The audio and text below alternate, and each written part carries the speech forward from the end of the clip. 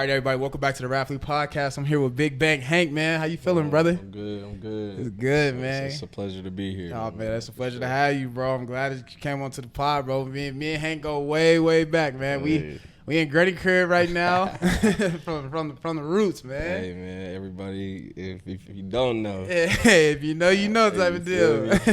man, how your day been so far, bro? Man, it's been good. Been blessed, man. Okay, I woke up today. So, Hey, absolutely. You can't never beat that. For sure. You can't never beat that. Man, so let's go ahead and just jump right up into it, man. Do a little icebreaker questions real quick, man. So first one would be, would you rather be hot or cold? I'd rather be cold. Cold? The Vegas boys? We going with cold, bro? Man, I like to layer up. Yeah. I done lived some other places. I like to layer up. Right. You can always remove clothes. Right. You know what I'm saying? Right. But I like to be cold. Right. Okay, for sure. Which one did you prefer to wear more, Nike or Adidas?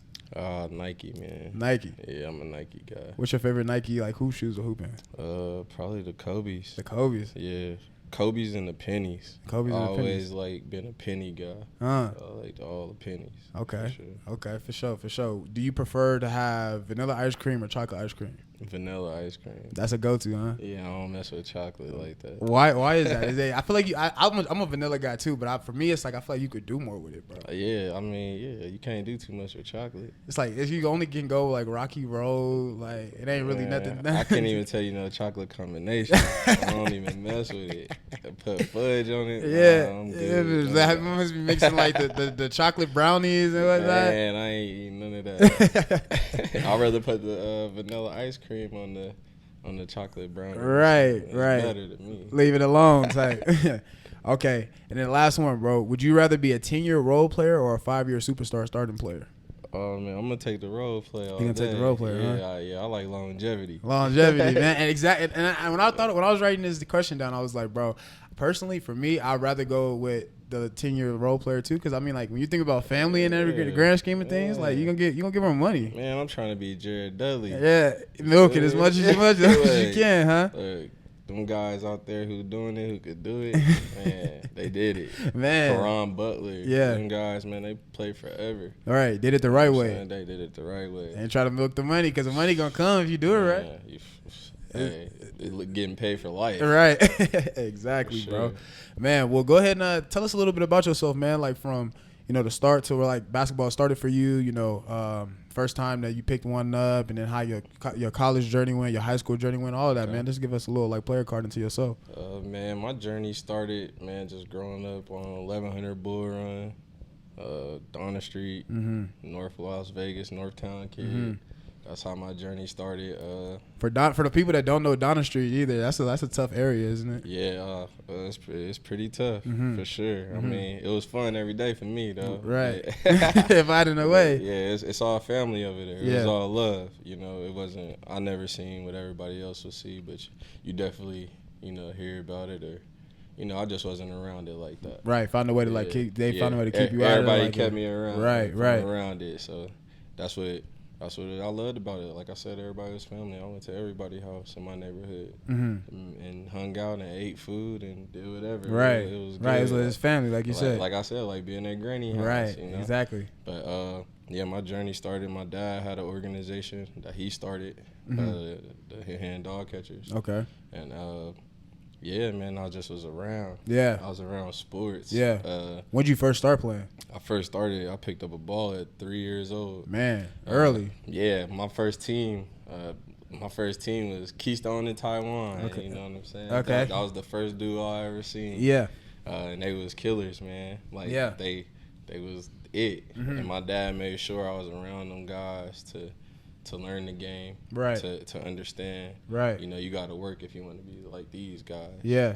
If you want to be better than them. And were they were brothers? They weren't brothers, but something like it. Yeah, yeah. Well be, where they played, yeah. They was together all the time. Like Doolittle raised me pretty much. Doolittle, Northtown Rec, that raised me. J.D. Smith, Dula. Like that's where I come from, man. 3 years old, I was sitting on the bench and riding the pine, and my pops just used to throw me in the games here and there. Yeah. And then it just grew from me. But Yeah, just being around sports. My dad had soccer teams. He had football teams. Right. Real big in the community. Yeah, he had cheerleading squads for the girls, right. drill teams, all kind of stuff. My dad was just involved. So yeah. I never was that sit-down kid in the house. Right. Like I was doing something. But my passion probably grew the more I got older. Mm-hmm. The more I realized, I really am pretty good. Could do something with this, yeah. You know, if you've never seen the Doolittle Little League games, me coming up, that was like NBA games. Right. It's packed in there. It was packed. Yeah, I heard stories, especially like listening to you, like listening to you back in the day when I was younger, and how like the atmosphere and everything. Man, it was packed. We had real live all-star games. Yeah. Bro. Like, yeah, it was the thing to do. Yeah. And just growing up in that environment, and you seeing grown people coming into your games, you like, dang, okay, I could really do something with this. Right. And then the first person I really had a chance to see, I think it all changed for me when I seen Kevin Gaines. My dad used to be coach at high school. Rest in peace, Jamie King.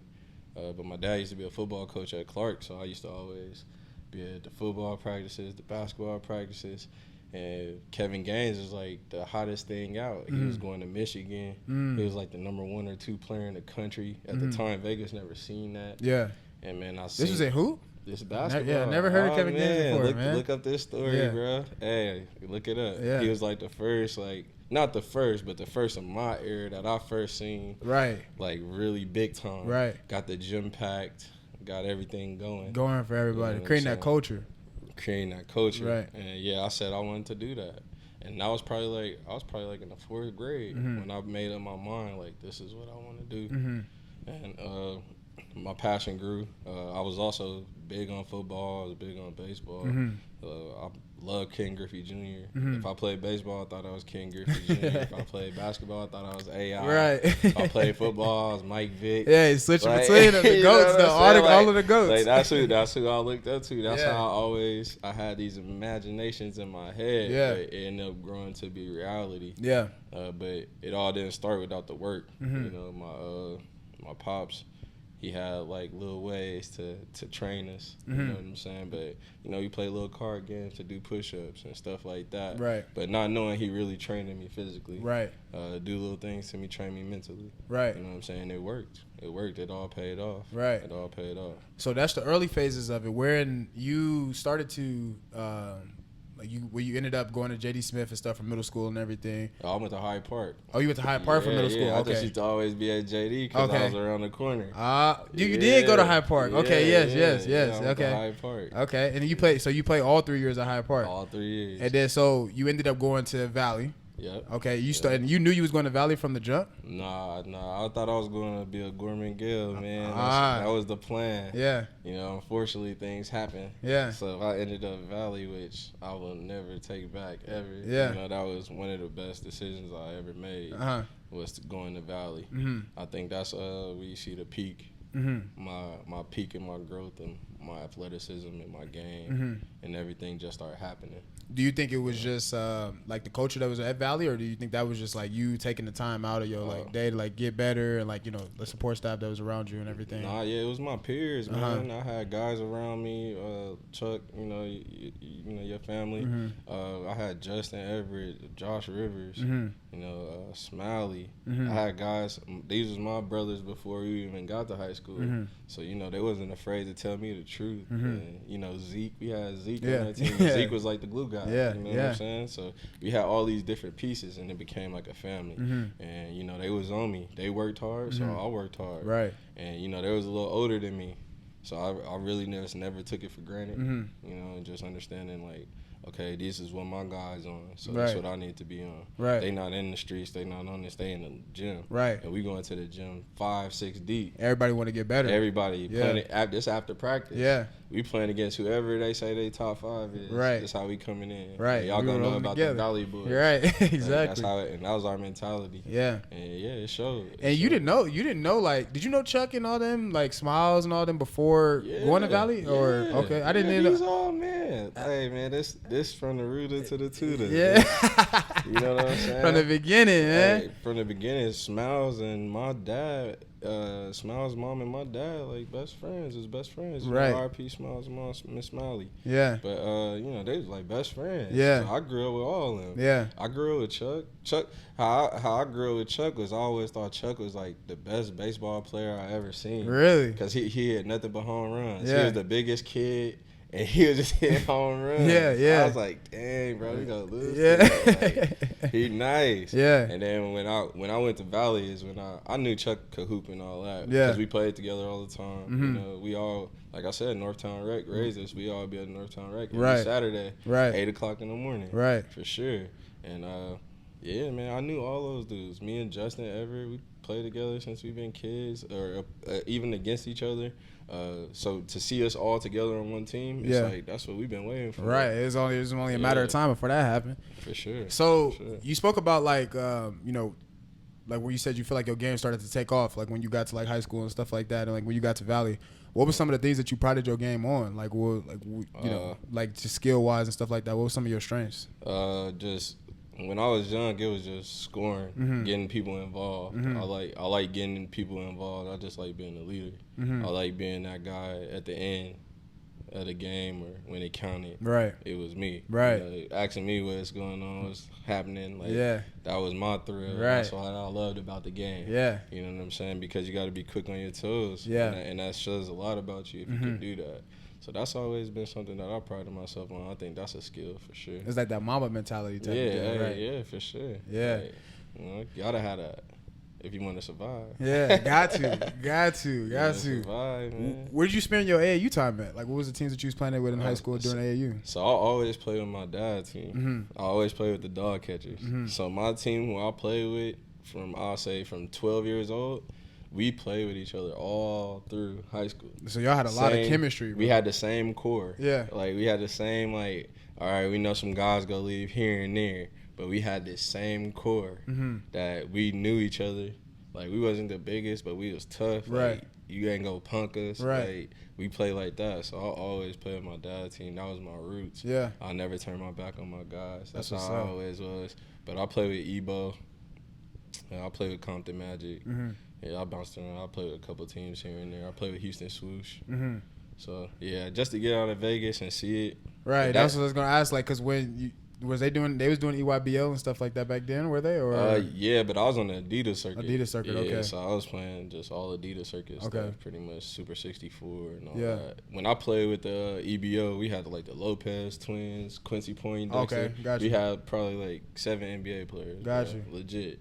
Dang. Like, squad though. Legit. Like getting you better though, like being around them guys. Yeah. Trayvon Willis, he ended up going to Memphis for a year playing behind Derrick Rose. Okay. Then he went to UNLV. He was a beast. Yeah. You know what I'm saying? Derek Jasper probably was like the next J kid if he didn't go through his injuries. Yeah. But he went to UNLV and then went to Kentucky. Or Kentucky, then went to UNLV. So it sounded like it was a lot of talent, like on the squads that you was playing talent, with. Man. Yeah. Talent. That's when me, Billy White, Hayden Ratner, we all played on that team together. Dang. So I didn't know you got the chance to play with Billy White. Oh, man, that's my guy. Me and Billy played together overseas in Mexico. Okay. Yeah, crazy. That's a crazy story. Yeah, we get into that. We get into that. So when did offers start rolling in for you, man? Like when did you start getting a lot of attention when it came to college offers and people looking at you? I started getting offers early, but it wasn't. Or I should say interest. I wasn't getting offers. I was getting interest early, probably like 8th grade, 9th grade. I was going to a lot of basketball camps. That's what my life pertained of at that time. Just school over basketball camp. Right. Rinse and repeat type of deal. Yeah. I was just always on the go. So I was getting seen. My dad was doing the right thing, getting me seen. And I say I probably got my first offer from Cal State Fullerton when I was in the 10th grade. I was a sophomore. Yeah. Man, yeah, when I got that offer, my whole mind changed. Like, everything that I thought was important to me, it wasn't important to me. We also having, like, one of the best times of, like our lives in high school. Yeah. We probably lost 2 games in high school that year. When you say like everything that you thought was important to you, like just like the distractions aspect of it? Yeah, Okay, just the distractions, hanging out, Yeah. Kicking it. We from Vegas, man. Yeah, so exactly. We've been kicking it since we've been like 10. Exactly, so, right. Even just little stuff. Yeah. And I just locked in, man. I locked in. Yeah.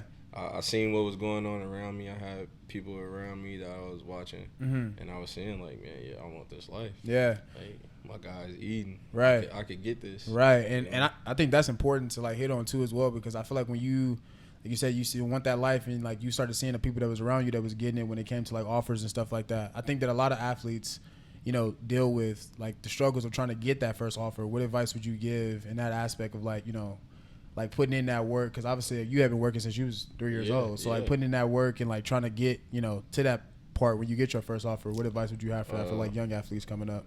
Just just believe in yourself. Mm-hmm. Nobody love you more than you love yourself. Mm-hmm. What somebody may say is cockiness is really confidence. Mm-hmm. So I say don't listen to nobody. Just put your head down, work. Mm-hmm. Try to be a good person off the court as well as you are on the court or the field or whatever your choice may be. But just try to be a good person and don't worry about it. Like, pray every day. Put it in God's hands, man. If you working, God go reward you. Right, absolutely. For sure. That's facts. So I'm a believer of that. I know that happens. Right, so, right. Yeah. When did VT come into the picture? Not VT, but TCU and all that. So TCU, I went to TCU after VT. So VT was first. Yeah, okay, gotcha. yeah. So Virginia Tech came in. Man, I was about to play football. A lot of people, I was about to go play football. Going to sign to Oregon State. True story. I did not know this. I did not know this at all. Okay, so you go ask Farnsworth this story, man. Okay, fill us in. Coach Greg Newman from Oregon State, man. He recruited my father. Okay. And he was a coach at Oregon State at the time, and he took me to the football field. Man, I did like a back pedal. He was like, "Yep, you good. You want to come to Oregon State?" What? And I just told him. Man, he was trying to sign me as a slot receiver. Oh, okay. Yeah, but I told him I wanted to play DB. I was like, I'd rather play corner or like safety or something. Yeah. He was like, nah, you a slot. Like, you a slot. Yeah. You'll go pro in a slot. You was playing football at Valley? Oh, man, go look at my stats. What? I was the quarterback, bro. Bro, look, Chuck was the receiver. Okay. I was a freshman quarterback. I did not know I you moved was up playing and I played. there, bro. I moved. I wasn't playing as a freshman on the football team. I only played like one time. Yeah. But yeah, I moved up and played through the playoffs, but I was just chilling. But I played quarterback. I played quarterback my whole life. Yeah. Anybody know me? I've been a QB. quarterback my whole life. Yeah. Like I switched to receiver. I've been a quarterback and a DB my whole life. Damn. Yeah, I did not know that. Yeah, I was all state. In football. Tyson Poots and all these guys, man. So you was around there when so Tyson, that's like that era type of deal. Man, look, it was Ravion Samuels. He was #1 in receiving yards. Yeah. Jerron Kreiner. Okay. Hank Thorns. Tyson Poots. Bro, so because Tyson Poots went to SU and that's where I was at. So like and that's the guy. And he played for the Cowboys. Yeah. And I watched this game when I was at school. That's my guy. So you was in that little realm then. I was in that realm. That's where the football. Okay, so you was getting ready to go to Oregon State, and me and my dad was talking about what I wanted to do. Yeah. And just basketball wasn't happening for me, man. Yeah. I wasn't getting the offers. I was kind of getting down on myself, but I was still working. Yeah. I was just like, I'm a senior. Right. Like, this is pretty much it. I don't need to make a choice. Right. I didn't know about prep school and all that. And, we growing up over here, we didn't know nothing about that. Like, so I didn't know those was options. But I went to. I had this talk with my dad. He was like, "Play one more AAU tournament." This is after this is probably like springtime. Yeah, springtime. This is Easter Classic. Okay. Just around Easter. I could play in the Easter Classic. This is the last tournament I could play in. So I tell my dad, you know what, forget it. I'm going to play. And, man, I had probably the best tournament I've probably ever had in my life. Man. And we ended up playing against a team, Boo Williams. Boo Williams is, Boo Williams. You got to do your research on him, man. Yeah. Hey, great guy. He the reason for Allen Iverson and Michael Vicks and all these guys who come out of that Virginia DMV area, bro. Right. Like he's a real legend. He's that one. And after the game, he told me, he was like, I'm about to get you signed to wherever you want to go. Really? Yeah. I think I had like 38 points, but I was putting on the show. We ended up losing by like crazy. 2. Yeah. We ended up losing by like 2. But yeah, I was shooting from half court, bro. I was doing some crazy stuff. Yeah. Yeah. And then so that's when that offer rolled in. He got you. I got 20 offers that day. Yeah, everybody offered me that day. True story. I can't make it up, man. I got every school in Virginia offered me that day. What he said he was gonna do, he did it. Yeah. And literally my phone started ringing in like 20 minutes. And like everybody, we calling to offer you. We calling to offer you. Yeah. It's an offer. It's an offer. I'm like, what? So how'd you pick? Like what? I mean, so many different schools. Exactly. Yeah. So I got all these schools now on the table. Mm-hmm. So I asked Boo who he trusted and who he liked. And he gave me his guys and who he would rock with. But, ultimately it was up to me and what I wanted to, decide. Right. My first visit was to University in New Hampshire. What? Yeah, so I know that had to be boring and cold. Huh? Nah, it actually was alright. It actually wasn't cool? a bad school. It was actually cool. I just was like, I ain't gonna survive up here in New Hampshire. Yeah. Like it was cold in the summertime. Like, Yeah. Nah, I'm cool. Yeah. So, that was for a guy. Somebody who just believed in me, who had a friend. He was just like, how this kid don't got no offers. Mm-hmm. And yeah, man. I don't know. We placed everything on the table. And we seen where I could go play right now, and we had the options of it might take time. And then of course my dad wanted me to go to UNLV. He alumni UNLV, so he walking around with his stuff. Right. So I put that as an option. But yeah, man, I ended up choosing between. I did like 5 visits. My stuff came really quick because it was Easter. By June I was at school, so I had. Virginia Tech, Old Dominion, Kentucky, Texas A&M. Man, it was a lot of schools. Yeah. But I ended up, my top 3 was A&M, Kentucky, and Virginia Tech. Man. And I chose Virginia Tech after the Virginia Tech massacre. I don't think a lot of people know that. But yeah, I chose it after the Virginia Tech massacre. But I ended up choosing that. I just wanted to play against the best, man. Like I wanted to be on that solid conference to be in. Yeah. I just wanted to be on that plateau, and it was no point guards. It was 6 freshmen, so I felt like it was an even plateau. I could come in and compete and really earn my spot. And yeah, that's what I did. So when you went to VT, what was like some of the biggest like lessons that you learned from being there? Because you ended up transferring to TCU after. Like, how was that little stint being out there at Virginia Tech? Virginia Tech was one of my hands down one of my best college experiences in my life. I got so many friends and good people that I met at Virginia Tech, and we're still friends today.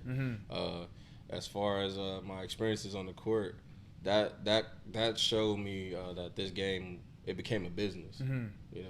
At that point in time, like, you don't know, like, coming out of high school, you just want to go have fun. You want to get to college. Right. It's like a dream to be in school, but you're not knowing you're playing for Nike reps, and you're playing for a whole community. You're playing for all this stuff, and so and people have jobs on the line. Right. So if you're not winning, changes happen. Things like that happen. So my biggest lesson was learning how to, just time management. Time management was big. Inside and outside of basketball? Or just, okay. Inside, outside of basketball. I never knew how to really balance my time until I went there. And like working hard, I thought I knew how to work hard, but there they showed me how to work really different. They showed me how to really get to it, and just the mental aspect of like not just the game but life. Yeah, like, you know what I'm saying. Just it's gonna be ups and downs. How you get through it is gonna tell you who you are. Right. You know what I'm saying. So, right. And you spent 2 years at VT? Yeah, I spent 2 years there. Got you. 2 years. What ultimately led to like the transfer to TCU? Just wanting what I wanted for myself. I knew that me being there, we had a great team, great group of guys, but I felt like that system wasn't made for me.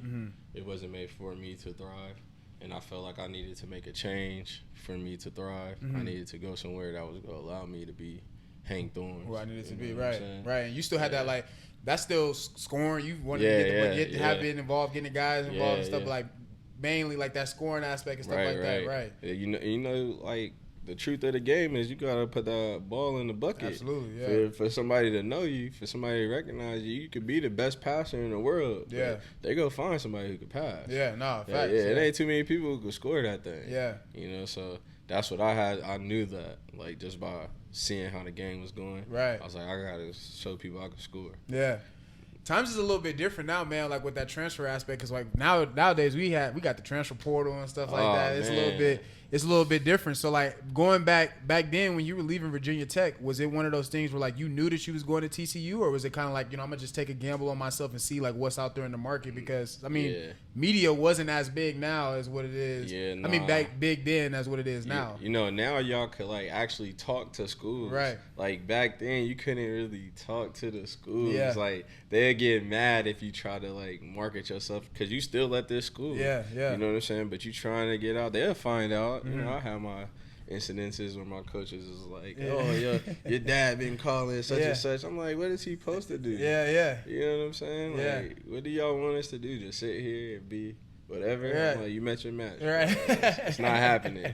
We gonna get up out of this situation. Right, nah, for sure. So yeah, the portal was just I just had a lot of people who I knew. And we wanted to go somewhere where, for one, I wanted to be closer to home. Mm-hmm. That mattered to me. Mm-hmm. I wanted my family around more.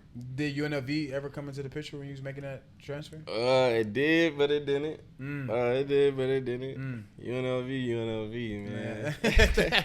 I can't. They got some good guys over there now, you know. So I Sounds can't a little knock different them, now. You know? Yeah. I can't knock them. So I would have loved to be a rebel. I'm sure everybody from here would have loved to be a rebel. Yeah. You know what I'm saying? So we grew up watching the Rebels. That was our NBA team. Right. You know, so.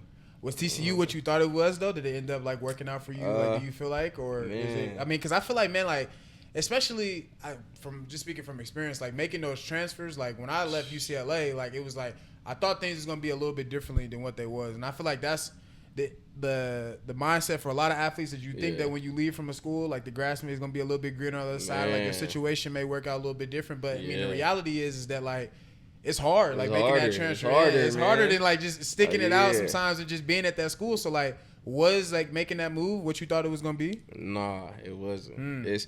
See, people don't know the TCU you see today. I kind of helped build that TCU. You know what I'm saying? Like, now they own. Like, they got all the best facilities. They got all the best stuff. Yeah. But when I went there, wasn't like that. Nah. When I transferred, bro, I had the best summer. I was like, oh, it's nice around here. My cousins up the street. Yeah. Like, I got, you know, I could family go to, and stuff. I could go to Dallas, watch a game. Yeah. Like, just little stuff, you know. And then my first game, I'm not even playing. I'm redshirting. And I couldn't believe. I was like, bro, it's only like 20 people at the game. Yeah. Like, get out of here. Yeah. And I really, like, went in the locker room, had, like, a little moment. Yeah. And I called my dad and my mom. I was like, I think I made the worst decision ever. Man. And my mom was just like, pray about it. You know, it was like, man, you good. You all right. Wait until it's your time. Right. Like, you'll get it. You'll figure it out. Yeah. And, you know, that was just my goal. Like, I just took it like I took everything else. I was like, people don't really know TCU like that. Yeah. But I came to TCU based off, I knew Coach Wu. Coach Wu was a good guy. He got some Vegas roots. That was one of my guys. After meeting Coach Jim Christian, I loved him. He was real, authentic guy. Like, I loved everything about him. But yeah, just I knew that they needed something. I knew that they needed something, and I just felt comfortable.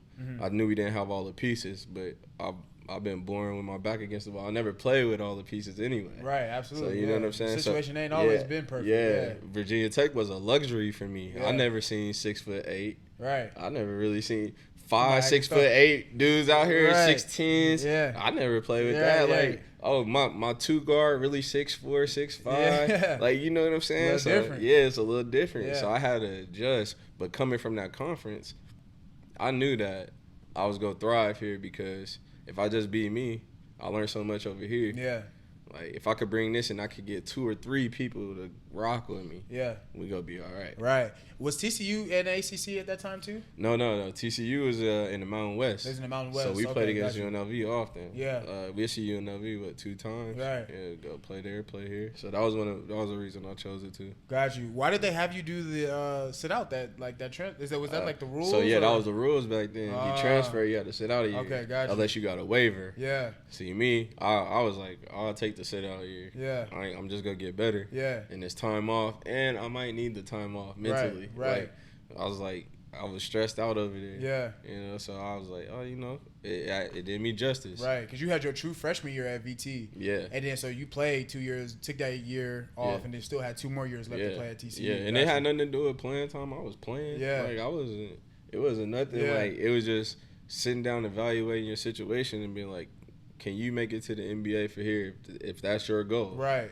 You know, that was my goal, and I felt I couldn't do it at that spot. Right. But when I got to TCU, I was like, all right, we ain't the best, but shit, I'll put a spotlight on it somehow, some way. Right. Like I said, it's a team game, so you need a couple people to rock with you. Get rich, yeah. Yeah, but how'd you overcome that adversity, man? Like, cause I mean, TCU ended up, getting TCU to where you needed to be at and stuff like that. When it came time for the end of your collegiate career, like, how did you overcome that adversity in that little phase of, coming from that VT and then going over to TCU?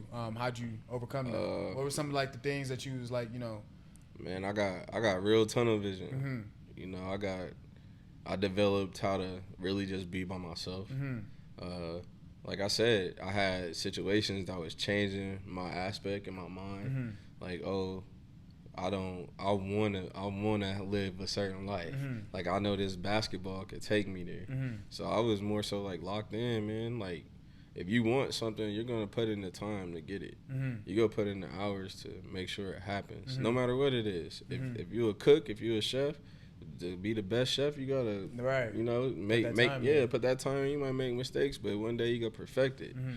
And I created a formula for myself, and it worked with me. Mm-hmm. I had my cousin start living with me at school, so that helped me a lot. Yeah. Because I was more comfortable. Yeah. Yeah. So that did a lot for me, man, mentally. Like, so I'll say I handled it by just locking in, working harder. Mm-hmm.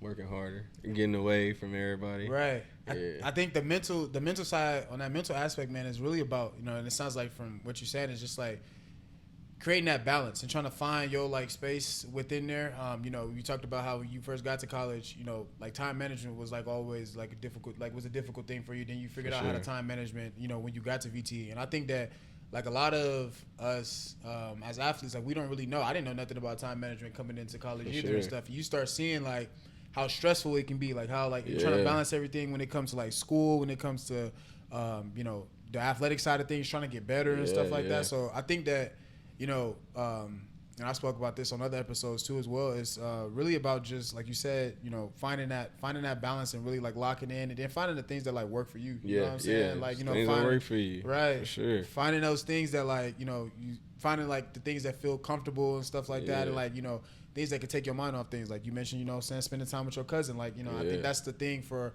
a lot of athletes, that we get so warped up in the sport and not really trying to find that identity outside of that too. And I also think like even if you play basketball, sometimes it's good, man. Go play baseball. Mm-hmm. Go to a batting cage. Mm-hmm. You know what I'm saying? Go play golf. Mm-hmm. You know what I'm saying? Those things are still competitive nature sports, but it might relax you better to learn something different. Right. You know what I'm saying? You ain't putting so much stress on yourself by wanting to be so good at that specific thing. Mm-hmm. You know what I'm saying? So that's what I learned how to do. I was bowling and playing golf, riding horses. Shit, I ain't never doing that. You know what I'm saying? I ain't doing that back at home. Like, I might as well do it out here. Right. I went to, if you don't know where VT is, it's on top of a hill. It's a college town. Yeah. Which, hey, I grew to love that. Yeah. Like, I'm a city boy. Yeah. Like, so I knew I had to go to something like that. Right. Like, for me to balance. Right. Like, I had to challenge myself. Can you go somewhere and, like, not be able to go out, not be able to move around? Because, we'll get bored and go to the mall. Right. Mall will lead to Circus. Something like that when you're, a teenager. Fast pace out here. Kickbacks and all that. Next thing you know, you out till 12. I'm looking for you. Like, oh, man. Right. You ain't trying to do it. It just happened. Yeah, that's how it goes. It's crazy though, man, because like when you look back on it, like when those things, like you said, you wanted to get yourself kind of out of your comfort zone. You know what I'm saying? And like, you know, things that you was accustomed to. Like, it's crazy when you look back on it, like how you find that those things really bring you peace, bro. Like when I was in Utah, like it was a culture shock. Yeah, like, not knowing nobody, like not seeing too many people that look like how I look. You know what I'm saying? And like, especially being like in a small area. But then like I started like finding like ways to how do you enjoy this? You know what I'm saying? Like you said, you mentioned bowling, you finding bowling, riding horses and stuff like that. That's not stuff that we do like when, you know, we here in Vegas. So like, you know, finding that, you know, those things become like therapeutic in itself, you know, and then, like I found myself going on hikes and stuff like that, man. You know what I'm saying? Like being out in nature, like, you know what I'm saying? Like enjoying the snow, not even never seeing the snow, but it's crazy like how, like, and now looking at my life for what I want to have in the future as an adult, like those are things that like I want to go back to later on down the road. Like I want to retire like somewhere like in Utah and stuff like that, man. It's that's crazy. How I am, man. I stay on the go because I seen life. Like, you know, I was blessed with the opportunity to see stuff, and I know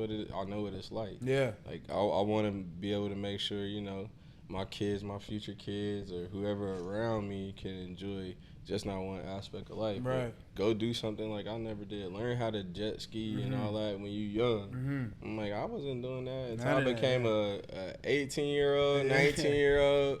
I was really adult at 17. We really keeping it funky. You know what I'm saying? Like, that's what's going on. That's what it is. Man. So you finished up at TCU. How did the professional circuit go for you? Like when, you know, getting your shot and stuff in the pros, and like how did all that work out? A lot of ups and downs, man. A lot of ups and downs. Not getting drafted. Understanding there's way more opportunity. Then getting the opportunity to play with the Clippers was amazing for me. I played with Grant Hill. I played with Caron Butler. I played with Blake Griffin, Chris Paul. Like Jamal Crawford, Matt Barnes, Eric Bledsoe, like just to be in that room, and then the dudes I was beating out, like, is real good players. Courtney Faustin, Chris Johnson, these dudes who overseas making millions, like, but was dogs, like good players. But man, when you just know you belonging, like I say, you believe in yourself. Like God shift what things to make things happen for you. My stint was pretty brief there, but you know, just to learn what I learned there and knowing that I belong there, I was like, okay, my city seen me play. My first NBA game was at the Mandalay Bay. Gotta be crazy. In Las Vegas. And I played. And I scored.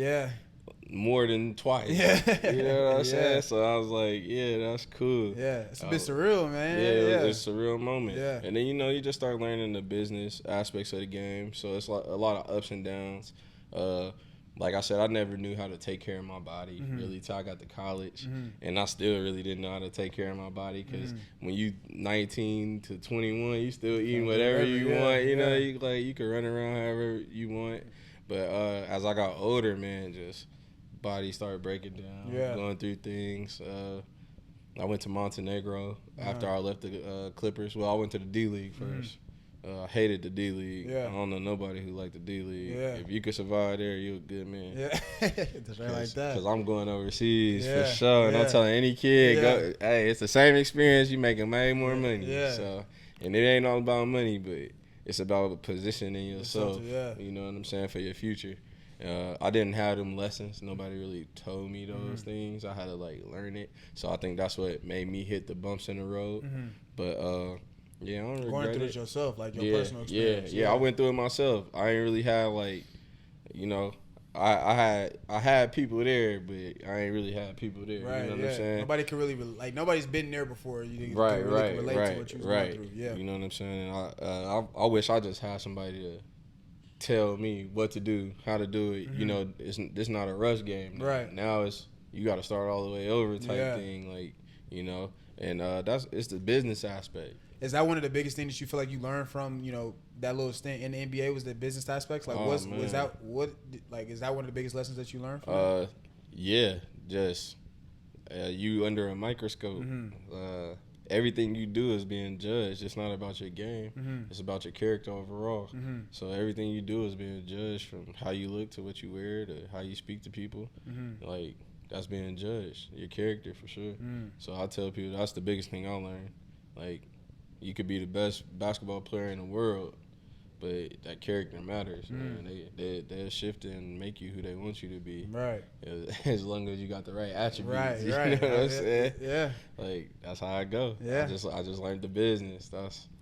It kind of took the fun away. Yeah. That's the common trend. Yeah. I mean, and honestly, it really depends on how your collegiate career goes too as well. Because I learned that I thought it was all peaches and cream too. When I got to college, and then like you start seeing like damn, this is actually like, you know what I'm saying, it's a business, and they will get rid of you just as fast as they brought you on. They get rid of you. So, and it's the next man up type of mentality. I tell people, man, it's even more people who want to be athletes now. It's even more people who want to be basketball players and football players. Yeah. Like, you competing against them kids in Russia now. That gate is open. Yeah, it you is. competing with them, especially China with that media kids now, and all these European kids, and they nice. Yeah. Don't get it twisted. Yeah. They good. Like that. Just because they look like what they look like, don't get it twisted. They nice. Yeah. Anybody who played overseas in Europe, they know. They ran into some nice cats. Like, you'll be like, damn, this Spanish.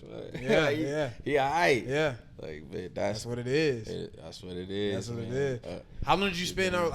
How long did you spend playing overseas? I played overseas. 4 or 5 years. Yeah, but just like little spurts. I always got hurt. Like I said, I started in Montenegro.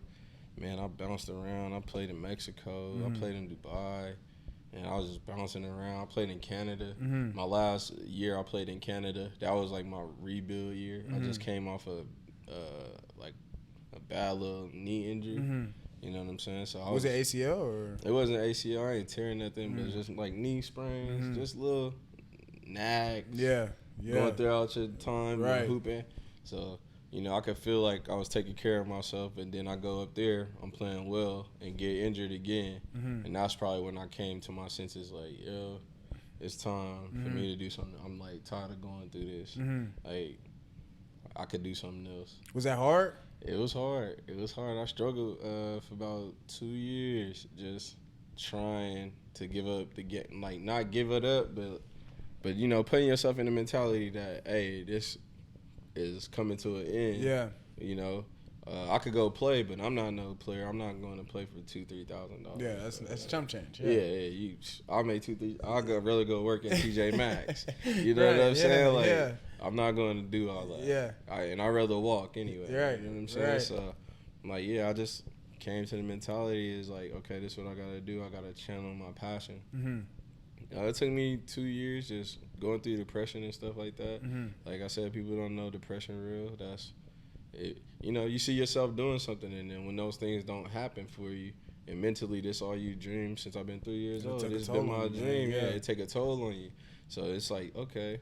Then I even started looking at like, dang, did college waste my time? You know, that because I had homies who was working, and now they doing super good. You know, by the time I'm done, they doing well. They got retirements and all this, and I'm like, dang. That's crazy when you think that's a reality too, though. It's not really talked about. It's a reality. Yeah, it's a reality because you put so much time and dedication to your sport, and that's why I say I had a mark in my life where I told myself, look, if I ain't making this amount of money and I can't take care of my family this much, I'm done. I'm going to find something else that I could do while I could still do it. Yeah. So, like, when I walked away, I didn't look at it like a bad thing. Yeah. Like, I looked at it like, I accomplished what I needed to. Yeah. Like, I'm known for playing basketball. Yeah. You know what I'm saying? Like, my city respect me for playing basketball. Yeah. Like, and I'm fine with that. Yeah. Like, I did what I was supposed to do. If I had any other things, God would have put me in that category. Yeah. But, it took me time to understand that. And meditation, like learning how to meditate, learning how to be at peace with myself, understanding, stop blaming myself for things, and not looking in the past and just going forward. Right. You know what I'm saying? You got to be one step ahead at all times, man. I feel like that's the importance of it, and I think you hit it on the nail too. You know, when you say like, you know, meditating and finding like solitude in the decisions, because like, I mean, that's one thing that I had always looked at too. Like when I had stepped away, I was like, man, like, you know, I spent a lot of time in college. You know what I'm saying? And it's like now it's like, okay, what am I doing outside of college? And it's crazy because like, you know, like when I look back on it, I think sometimes in life we are a lot closer to what we want to be at than we think that we at, man. It's right there. We right there, and it's like it's in reach. And I think that when you like, if you don't know how to like just kind of take a step back and like kind of like release some pressure off yourself and just be like, hey, you know what, like I'm actually where I need to be at. You know, like this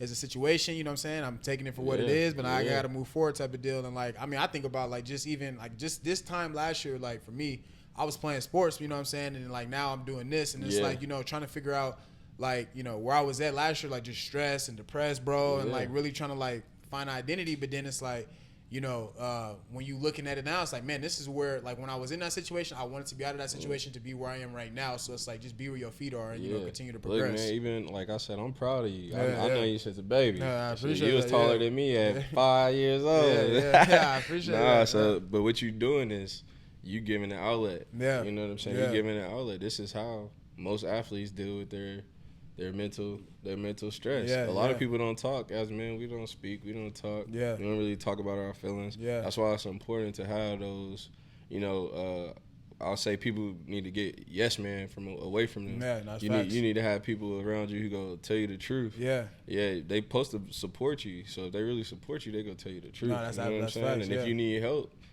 somebody who really care about you, go be like, hey man, you're a little off. You need some help. You need to go see something. Like somebody who don't care about you, go let you continue to deteriorate. Absolutely. Know? So I had to learn all that going through my journey. Like everybody's journey different. Like you'll see. Like John Wall got millions of dollars, bro. But he was just talking about how he was mentally messed up. You know what I'm saying? Like he was mentally messed up because this game you go through so much. As an athlete, you go through so many trial and errors. And I look at it as like you have different chapters in life. Like everything you start over. Like when you playing ball till you get to middle school, don't nobody know you when you coming in. Now you at middle school, you do your thing. Now you going now you going to high school. Don't nobody know you got to start over.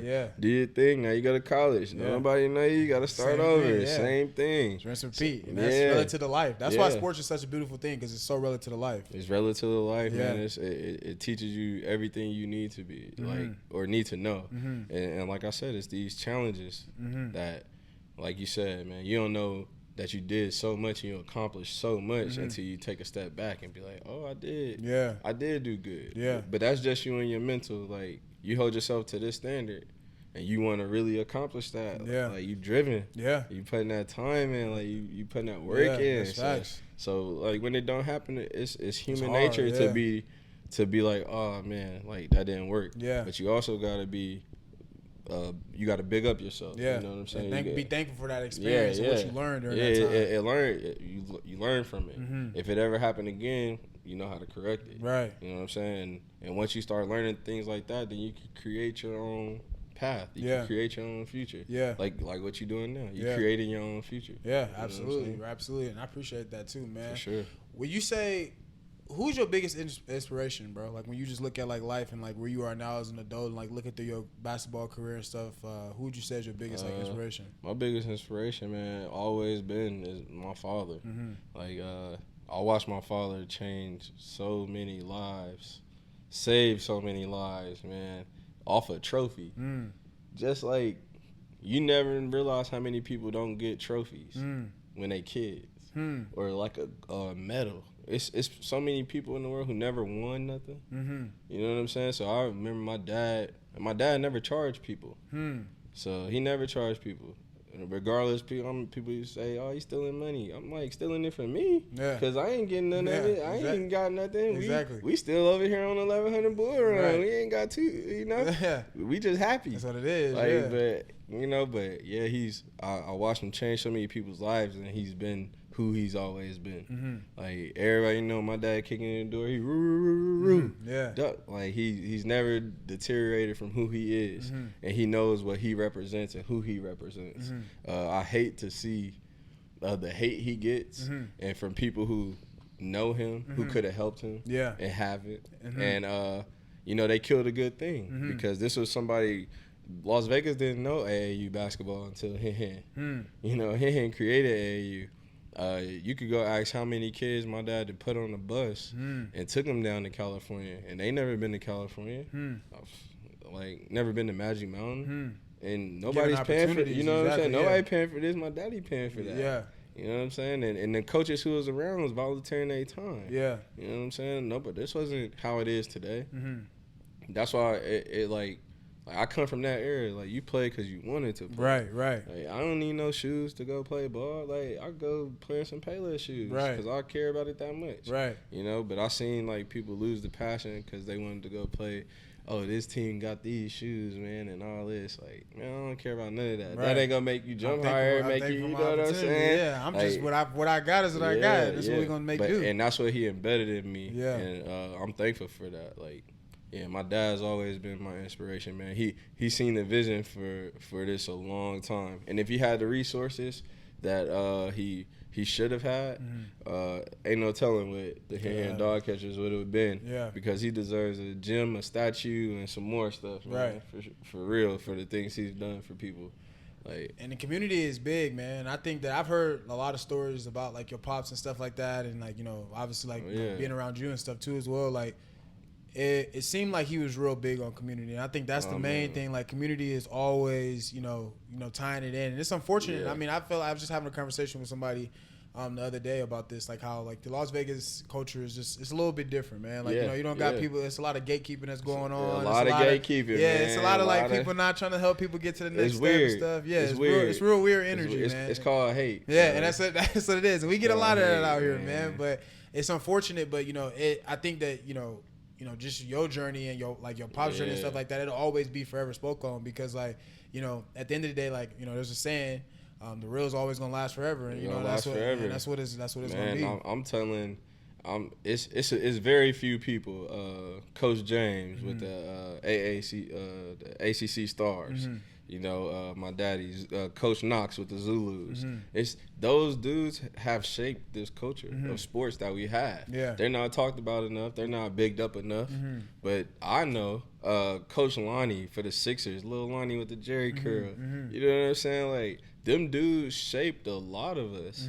And they was opposing coaches. But they were real people to us. When they seen us, it was, what's up, man? Yeah. You know, it was love. It was love. Yeah. It was never really hate. So to see everything that really transpires in our city, I hate to see it, man. Yeah. It's a lot of us that's successful, and we all should be buddies. Yeah. And we should be having camps together and doing stuff together, because that's what the dudes in Washington do. Yeah, that's what the dudes in Cali do. Yeah, that's what everybody do it but here. Yeah. You know what I'm saying? And it's crazy, man. It's a real weird reality, It's weird, because I'm in circles that I'm like, man, they rock with me. Yeah. And I ain't even from here. Yeah. But, like, they rock with me. Yeah. And I just be trying to bring that to I always try to bring that to the city. Yeah. Like, regardless of whatever. When I got to school, I know I put in phone calls for whoever I could to get them to school, whether it was with me, we played the same position, it didn't matter. Yeah. It was a Vegas thing for me. Yeah. It was, hey, not many of us are blessed with this opportunity. Yeah. Like, I know where we all come from. Right. Like, we no longer represent sections. Like, we represent the whole city.